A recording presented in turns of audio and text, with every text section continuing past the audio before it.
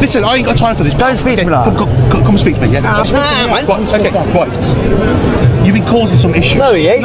He hasn't. I've talked to him. Okay, I'm not you. Calm yourself down. Calm your attitude down. Speak to the public with respect. Listen, go away. I'm telling you to calm down. Go away. Yeah, I'm DP audit. Respect. I'm carrying on all I want. Speak to the public with respect and integrity like you're meant to. Why is there no police here? Go and speak to the inspector.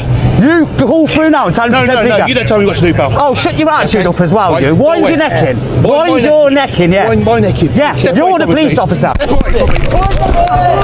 See that? That's a claim and a half. You're getting a claim against you. You little you're losing your job, you little. Yeah, you think so? See that, guys? That's assault. Witnesses, yeah? You do nothing wrong. You assaulted me. Right. On camera. Whoa. Yo, he's off his head. He can't be a cop, huh?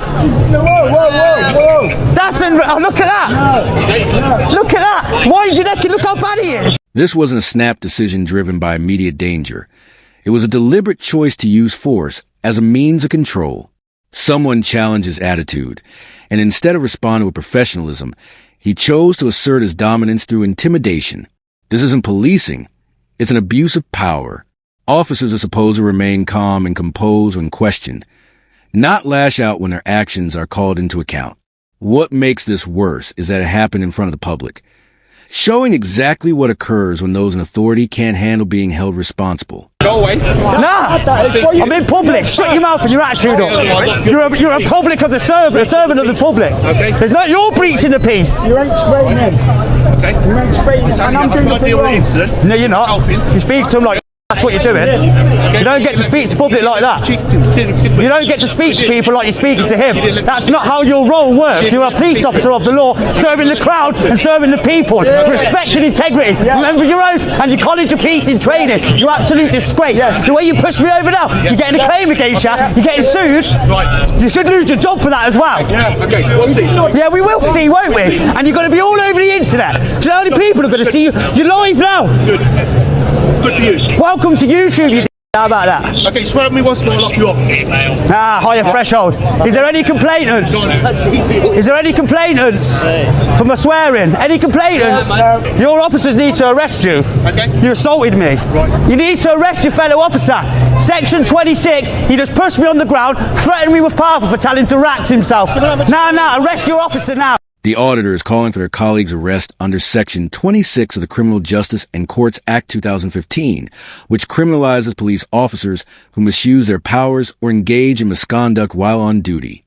In this case, the auditor was assaulted, not during a heated arrest or in response to a threat, but simply for challenging the officer's unprofessional conduct. This situation echoes the case of Richard Helling, a former South Wales police officer convicted under the same section for exploiting vulnerable individuals. Like the officer in this incident, Helling misused his authority for personal gain rather than upholding the law. His conviction highlights the severity of such abuses and sets a clear standard for accountability in law enforcement. You're online on YouTube, you're going on YouTube, you don't do your jobs correctly, you're going to look like idiots. Nah, he's assaulted, assaulted me, mate. We need to work out what's gone on. He's pushed me, his foot to me like that because he was speaking to him like Club and told him to speak to members of the public respect like you're meant to and professionally, and that is the worst example. He needs to be fired, he's getting sued, or we're putting a claim against him. That was outrageous. Arrest him. Arrest him. Do your job that the College of Policing tells you to arrest him. You need to relax, you need to calm down. You need to arrest him. You need to talk to me, tell me what's going on. Obviously dealing with he was talking to him, and the way he was speaking to him was disgusting. The way you do not speak to members of the public like that. The way he was disgusting. Everything about him is disgusting. He's going to get, do you know how many views he's going to do online now? He'll go viral with the way that was. That was one of the worst situations I've ever seen. I've done this for a year now. You need to arrest him. Okay, well, we're not going to arrest him. But you're not going to arrest your colleague when he's just broke the law and assaulted a member of the public. But you're entitled to make. What does your College of Policing treat you at the beginning? When you're call your officers. No, you listen to me. He has assaulted me and broke the law. I listen to you. You're entitled to make a complaint online. You're getting sued, mate. Okay. Look at him, look at him. Lesson. Look at him. Instead of acknowledging any wrongdoing or addressing the auditor's legal challenge, he resorts to playing the victim, as though his own comfort is more important than the public's right to accountability. In reality, officers are trained to stay calm under pressure. Personal space is not a valid excuse for assault, especially when the person enforcing the law is the one crossing that line.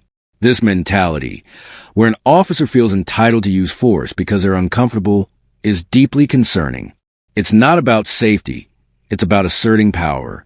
When confronted with that power, instead of de-escalating, explaining, or walking away, this officer chose to push someone to the ground and then try to justify it with a weak, fabricated rule.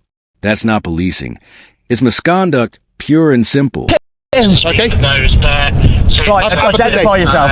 7459. Name, station. Okay, don't need to give my Yes, you do. No. 3 forms. You use your powers against me. 3 forms of identification. Don't point at me. I'll point like I Don't want. point at me. No. Yeah. 3 forms of identification. You're going to push me again, are you? If you can put it in my space, yes. Oh, you're in my space now. What would happen if I What pushed I'm you? doing, well, you can try. Ah, see what I mean? Yeah. See this, people? Yeah. You're welcome to Have YouTube. Have a good day. What's name and fucking station Have a as good well? day, sir. Name and Thank you. station. I don't know. On his name and station, he's got to give 3 forms of identification. According to College of Policing guidelines, officers are required to identify themselves when asked, providing their name, rank, and station, especially in situations involving the use of force. This isn't just a courtesy. It's a safeguard designed to protect the public from abuse and ensure accountability. After committing an act of violence, this officer chose to make himself untraceable, further eroding trust, transparency, and the very principles of policing in a democratic society. For the public to seek justice, they need to know who is responsible for their mistreatment. Without this, misconduct remains unchecked. The officer's refusal to identify himself after such a serious incident isn't just an act of arrogance. It's a deliberate attempt to avoid accountability, making it completely indefensible. A good day. You ain't gonna have a good day when it follows through on you. Welcome to YouTube as well.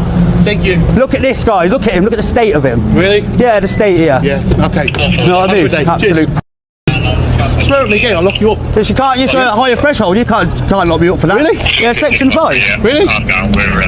You think so? That's it, you can walk him back. See, he was going to arrest me, guys. Will, sort him out, man. He's horrible, mate. Right there, how's it going? Him, he pushed me over there. His attitude stinks. He's threatening to arrest me, power spraying me. Right. The opposite of you. He needs to be What I'm sacked. saying- He needs to be arrested. He should be arrested by fellow officers under your College of Policing to protect members of the public. He should be arrested for that. Let's be clear. The auditor had just been assaulted. He was shaken, hurt, and understandably outraged. That emotional reaction is completely natural after being physically attacked by a public servant. Swearing in that moment isn't harassment or disorder. It's a raw expression of distress. For the officer to immediately respond with, "Swear at me again and I'll lock you up," goes beyond being unprofessional. It's outright abusive. The law rightly holds police to a higher standard due to their role and training. Officers are expected to have thicker skin, to stay calm under pressure, and to de-escalate, not retaliate when emotions run high. This isn't about one bad decision. It's about an officer who lacks remorse, self-awareness, and a fundamental understanding of public trust.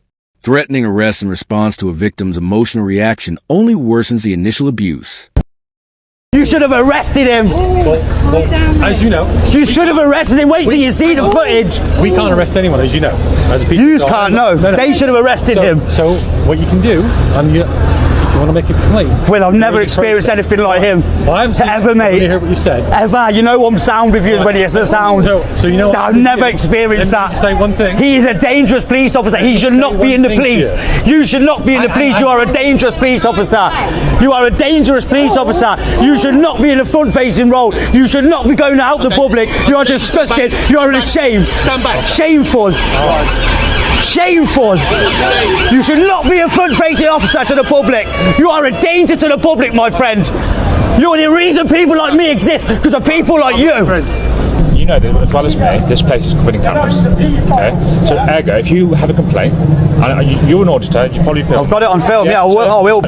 Mr. What can I call you? Just call me DP. DP. Or Paul, call me Paul, call me Paul. So, if you want to make a complaint, which really you know whatever happened will be covered in cameras, won't it? He cannot be in a role as a police officer, I'm sorry. What I would suggest. I'm not having a go at you, that was outrageous. What I would suggest is, after an incident like that, our adrenaline is high, which can lead to action. Nah, when you see the footage, there's no excuse for his behaviour then. Initially. Whatever's happened, is happened. This kind of excuse from the second officer is deeply concerning and, frankly, dangerous. To downplay a clear assault by saying our adrenaline was high not only dismisses the severity of the situation, but also tries to normalize violence and misconduct from those who are specifically trained to stay calm under pressure. Police officers aren't civilians caught in a street fight. They are professionals, entrusted with authority, and expected to rise above emotions, not be driven by them. Saying, "Whatever has happened," is a blatant attempt to sweep misconduct under the rug and avoid accountability. Imagine if a member of the public pushed an officer and used the same excuse. It would never be accepted. Yet here we have an officer using it to justify unlawful force against someone exercising their rights. This double standard is exactly what fosters public distrust.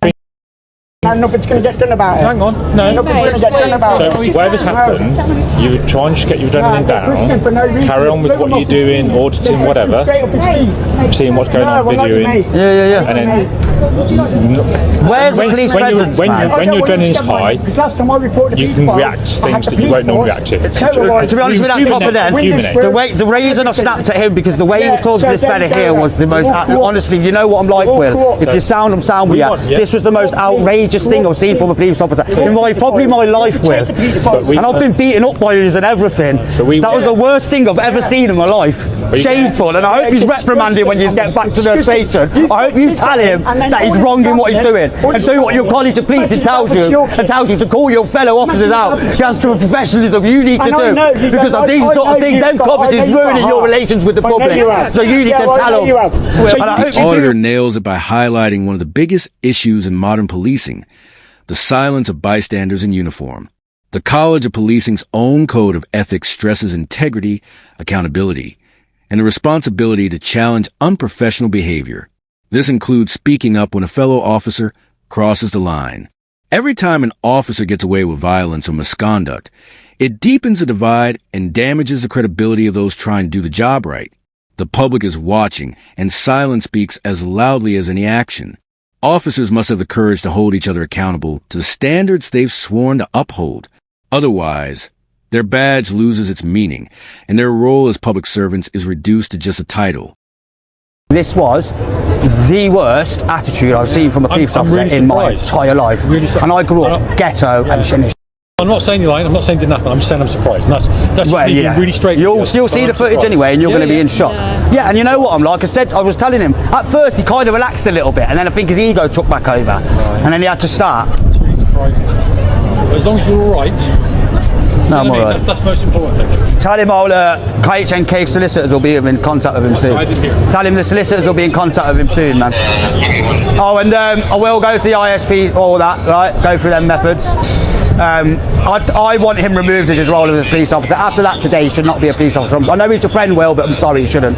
It's dangerous. Can't be having danger like that. This is one of the most shocking things I've ever seen from a police officer, and I grew up in a tough neighborhood. I'm not saying he did nothing wrong, but I'm honestly surprised by it. You'll see the footage yourself, and you'll be in shock. At first, he seemed to relax a bit, but then his ego kicked back in, and he started acting out again. As long as you're okay, that's the most important thing. Let him know the solicitors will be in contact with him soon. And I'm going to report everything to the ISP. I want him removed from his position as a police officer. He shouldn't be in that role after what happened today. It's dangerous. And we can't afford to have someone like that on the force. I know he's your friend, Will, but I'm sorry, he shouldn't be a police officer anymore.